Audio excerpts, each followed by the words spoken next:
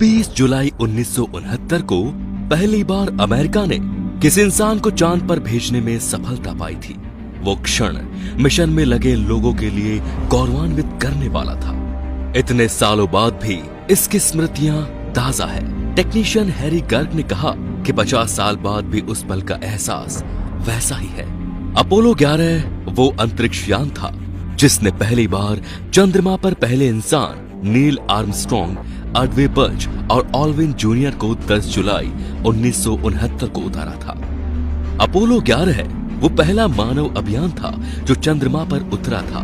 ये अपोलो अभियान की 5वीं मानव उड़ान थी और चंद्रमा तक तीसरी मानव उड़ान थी। 16 जुलाई 1969 को प्रेक्षित यान से कमांडर नील आर्मस्ट्रॉन्ग, नियंत्रण चालक माइकल कोलांस और चंद्रयान ईगल चालक एल्ड्रिन गए थे। 20 जुलाई 1969 को आर्मस्ट्रॉन्ग और एल्ड्रिन चंद्रमा पर कदम रखने वाले पहले मानव बने। इस अभियान में अमेरिकी राष्ट्रपति के 1960 के दशक में चंद्रमा पर मानव को भेजने के सपने को पूरा किया था। ये 20वीं शताब्दी के महत्वपूर्ण क्षणों में से एक था। इस प्रेक्षण को 10 लाख लोगों ने राजमार्गों, प्रेक्षण स्थल और समुद्री किनारों से देखा। इसके अलावा इसके 60 करोड़ लोगों ने इसका सीधा प्रसारण देखा। ये अपने समय का एक कीर्तिमान समय था। ये प्रसारण अमेरिकी राष्ट्रपति ने व्हाइट हाउस के ओवल ऑफिस में बैठकर अपनी टीवी पर देखा था। अपोलो 11 सैटर्न 5 रॉकेट द्वारा कैनेडी अंतरिक्ष केंद्र से 16 जुलाई 1969 को सुबह के 9:32 पर प्रक्षेपित किया गया था। ये पृथ्वी की कक्षा में 12 मिनट में ही प्रवेश किया गया था।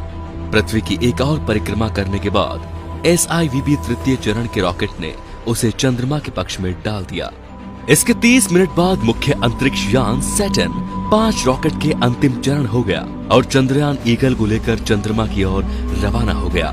19 जुलाई को अपोलो 11 चंद्रमा के पीछे चला गया और अपने रॉकेट के प्रज्वलन की सहायता से चंद्रमा की कक्षा में प्रवेश कर गया। चंद्रमा की अगली कुछ परिक्रमाओं में यात्रियों ने चंद्रयान ईगल ने उतरने का निरीक्षण किया।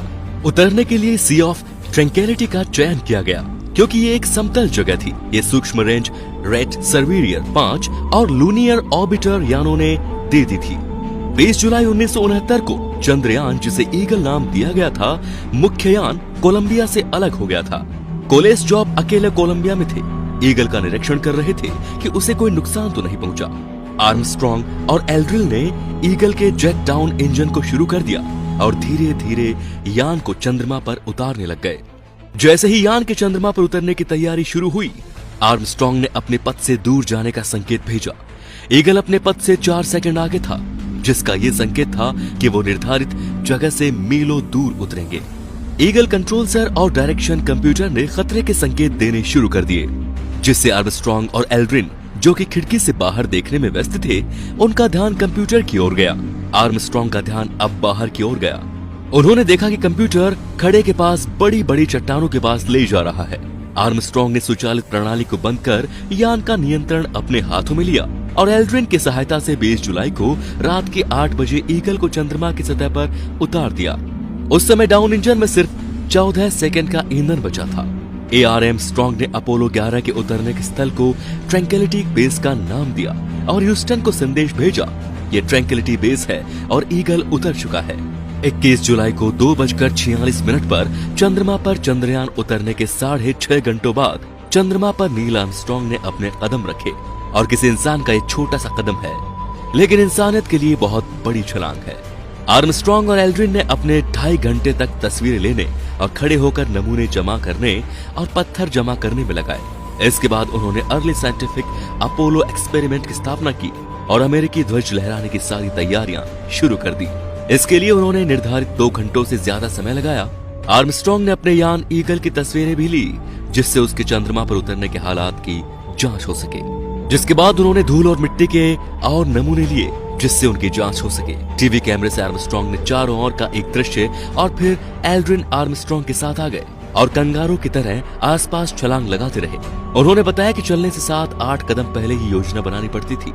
वहाँ की धूल एकदम पाउडर की तरह थी और फिसलन भरी थी। दोनों ने चंद्रमा पर अमेरिकी ध्वज लहराया। उसके बाद राष्ट्रपति निक्सन से फोन पर बातें की। एल्ड्रिन ईगल में पहले वापस आए। उन दोनों ने मिलकर लगभग 22 किलोग्राम के बॉक्स और फिल्मों को पुली की सहायता से चढ़ाया। आर्मस्ट्रॉन्ग उसके बाद यान में सवार हुए। आर्मस्ट्रॉन्ग और एल्ड्रिन चंद्रमा की सतह पर ढेर सारे उपकरण अमेरिकी ध्वज पर एक प्लेट छोड़कर आए थे। 26 जुलाई को अपोलो 11 पृथ्वी पर आ गया। यान प्रशांत महासागर में गिरा। उसे यूएसएस हॉर्नेट ने उठाया। उनके स्वागत के लिए राष्ट्रपति निक्सन स्वयं जहाज में मौजूद थे। उसी शाम इन यात्रियों के सम्मान के लिए लॉस एंजलिस में एक पार्टी का इंतजाम किया गया। यात्रियों को अमेरिकी सर्वोच्च सम्मान प्रेसिडेंशियल मेडल ऑफ फ्रीडम सम्मान दिया गया। उस समय ये तीनों यात्री रातों रात मशहूर हो गए। बाद में ये तीनों यात्री शांति का संदेश देने के लिए पूरी दुनिया के दौरे पर निकल गए। इन्होंने 24 देशों की यात्राएं की और लगभग 10 करोड़ लोगों ने इनको देखा। तो दोस्तों, वीडियो पसंद आया हो तो कमेंट करके जरूर बताएं और अपने दोस्तों के साथ इसे शेयर जरूर करें। धन्यवाद।